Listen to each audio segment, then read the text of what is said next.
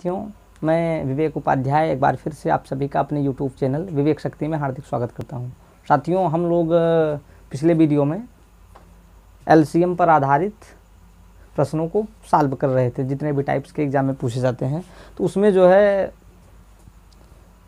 मैंने जो है कुछ प्रश्नों को होमवर्क के तौर पर दिया था। सबसे पहले उसको सॉल्व कर लिया जाए। उसमें जो पहला होमवर्क था कि वह छोटी से छोटी संख्या ज्ञात करें जिसमें 9, 11 व 13 से भाग दिया जाए तो शेषफल क्रमशः 1, 2 तथा 3 बचे।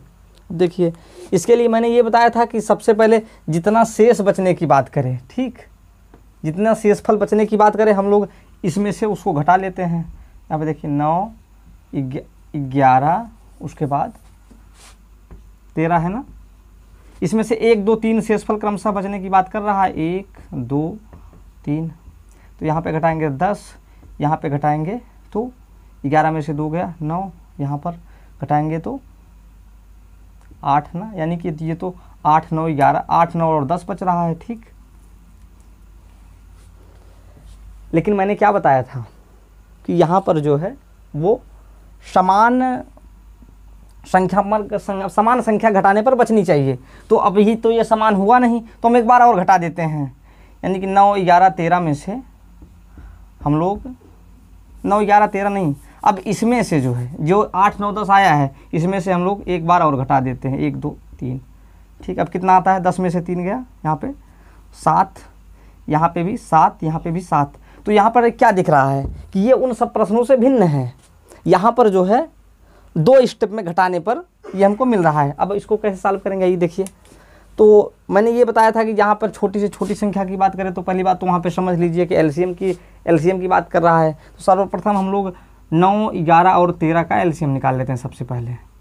तो जैसा कि ये दिख ही रहा है कि ये दोनों अभाज्य संख्याएँ हैं और ये 9 है, तो जो इनका एलसीएम आएगा वो तीनों का गुणनफल ही आएगा। विभाजित करना चाहे 3 3 का 9, 11, फिर 13 है, फिर ये 3 से 1, 11 और 13, फिर ये 11 से विभाजित होगा 1, 1, ये 13 है तो फिर ये 13 से, यानी कि जो इसका एलसीएम आएगा वो कितना आएगा? 3 × 3 × 11 × 13 गुणा कर लीजिए, कितना आएगा? 13 39 × 33 कर लीजिए। 3 9 27, 3 3 9 2 11, फिर 117 ही आएगा, इसको जोड़ लीजिए।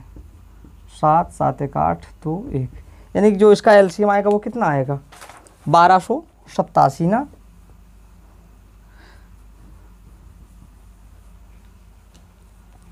जो एलसीएम आया वो कितना आया? 1287 ना।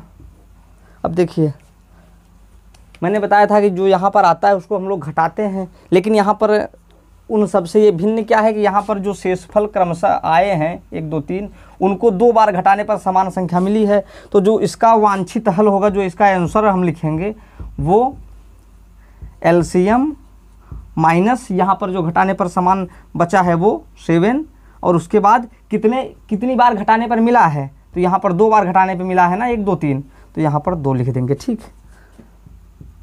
एलसीएम कितना है? 1287 माइनस 7/2, यानी कि 1280/2। इसको जब विभाजित करेंगे तो ये 640 आंसर आएगा, ठीक।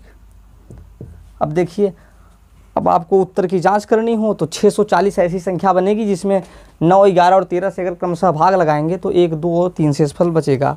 अब आप भाग देकर चेक कर लीजिएगा, ठीक। वैसे भी दिख रहा है कि इसके अंकों का योगफल क्या आ रहा है? 6 4 10 आ रहा है ना।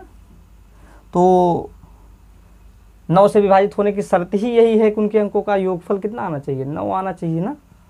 लेकिन यहाँ पर 10 आ रहा है तो वही एक इसमें शेष बचेगा। 11 के लिए मैंने बताया था कि यहाँ पर अंकों का डिफरेंस कितना आ रहा है? 2 आ रहा है, तो वही शेषफल 2 ही बचेगा, ठीक। तो वैसे आप 13 से भी चेक कर लीजिएगा। यहाँ पर जो ध्यान देने वाली बात थी, अभी तक जब हम लोग 1, 2, 3 या जब भी हम शेषफल वाला घटाते थे तो हमको समान संख्या मिल जाती थी, उसमें एक ही स्टेप पर मिलती थी। लेकिन यहाँ पर 2 स्टेप में मिली थी। इस वजह से हम लोग एलसीएम में जो यहाँ समान संख्या आती है उसको घटाने के बाद जितने स्टेप में संख्या मिले उतने से भाग लगा देते हैं, तब ये इसका रिक्वायर्ड आंसर है। अब देखिए, जो अगला सवाल था वो ये है 4 अंकों की सबसे बड़ी संख्या जो संख्याओं 12, 18, 21 तथा 28 प्रत्येक से विभाजित होता है वो इनमें से कौन सा है। तो इसके लिए मैंने ये बताया था कि सर्वप्रथम हम लोग 12, 18, 21 और 28 का एलसीएम निकालते हैं।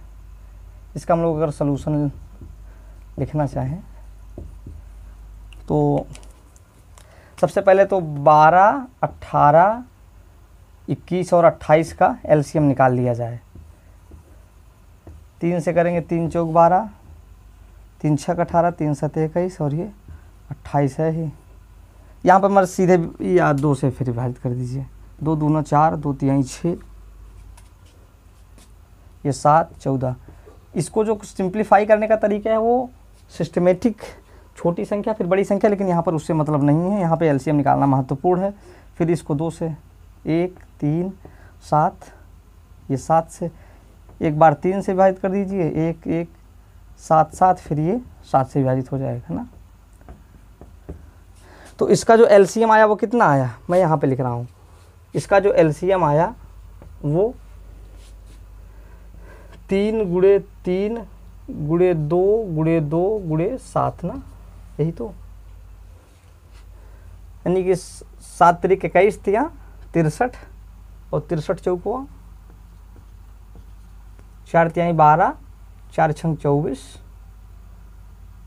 25, 252 इसका एलसीएम आया। इसके बाद मैंने क्या बताया था कि इसमें भाग लगाएंगे, ये भाजक का कार्य करेगा किसमें, 4 अंकों की सबसे बड़ी संख्या में। 252 भागे 9999 में भाग लगाइए। 4 बार ज़्यादा हो जाएगा ना, 3 बार लेके जाइए। 3 दूनी 6, 3 पचे 15, 3 दूनी 6, 1 7, 9 में से 6 गया 3, यहाँ पे 4, यहाँ पर 2। ठीक, अब हम इसको उतारेंगे यहाँ पर ना 9 को, तो यहाँ पर क्या दिख रहा है, यहाँ पर 9 बार जाएगा ना।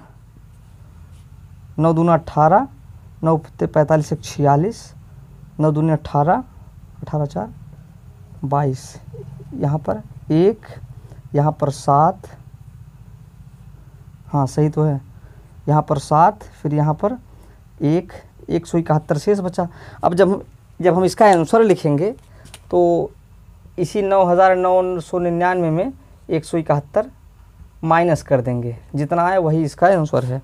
घटा दीजिए, 8, 2, फिर 8 और 9, यानी कि 9828।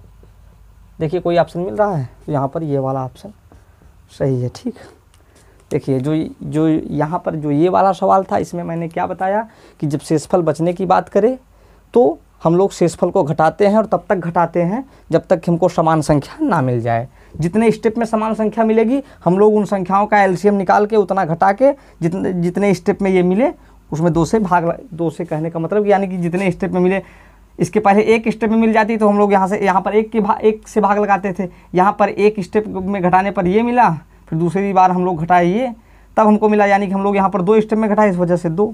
अगर हो सकता है कि कोई ऐसा सवाल आ जाए जहाँ पर जो है 3 स्टेप में भाग लगाना पड़े तो यहाँ पर हम 3 से भाग लगाएंगे। ठीक, ये हो गया। और इसमें मैंने बताया था कि सबसे पहले तो जो भी संख्याएं दी रही हों उनका हम लोग एलसीएम निकाल लेते हैं, जो संख्या आए उसमें भाग लगा देते हैं। जैसे इसमें 4 अंकों की सबसे बड़ी संख्या में पूछा था तो 4 अंकों की सबसे बड़ी संख्या में भाग लगा दिए, जितना आता है यहाँ पर इसी से घटा देते हैं। ठीक, तो ये है। अब हम लोग आगे बढ़ते हैं, इसका स्क्रीनशॉट आप लेना चाहें तो ले सकते हैं।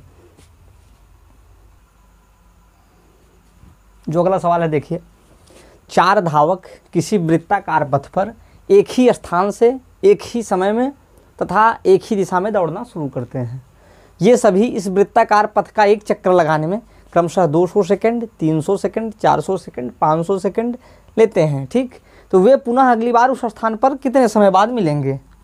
जैसे मान लेते हैं कि अगर कोई सर्किल है, शुरुआत में तो यहाँ पर सभी हैं, ए भी है, बी भी है, सी भी है, डी भी है, लेकिन अब ए की स्पीड अच्छी है तो ये 200 सेकंड लगाया, ये 300 सेकंड लगाया, ये 400 सेकंड लगाया और ये 500 सेकंड लगाया। तो ये पूछ रहा है कि ये अगली बार उस स्थान पर कितने समय बाद मिलेंगे। तो ये निकालने के लिए अगर हम लोग इसका लासा ले लें तो ये पता चल जाएगा ना कि ये अगली बार फिर यहाँ पर कब पहुँचेंगे। ठीक, तो जो इसका रिक्वायर्ड आंसर होगा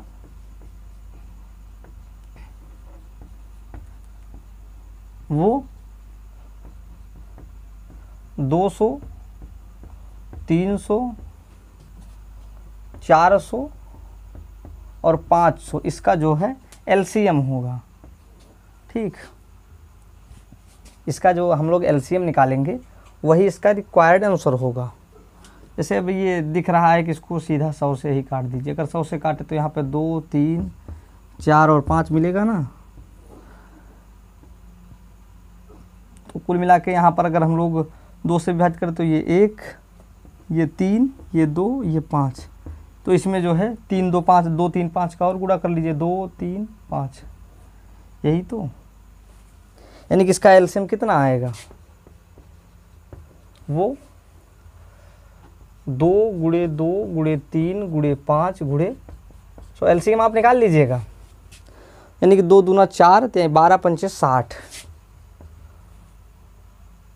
2 दूना 4, 12 पंचे 60, 60 के बाद 2 जीरो, यानी कि 6000 सेकंड बाद वो पुनः मिलेंगे।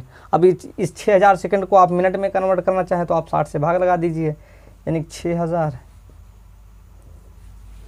क्योंकि ये सेकंड में है तो इसको अगर 60 से भाग दे दिया जाए तो ये मिनट में कन्वर्टर हो जाएगा ना।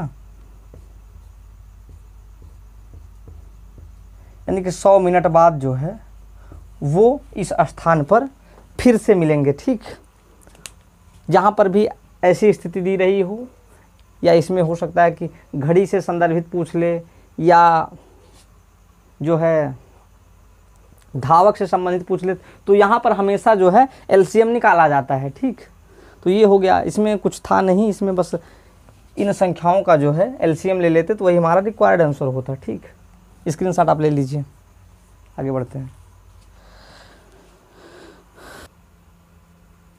अब देखिए जो अगला सवाल है,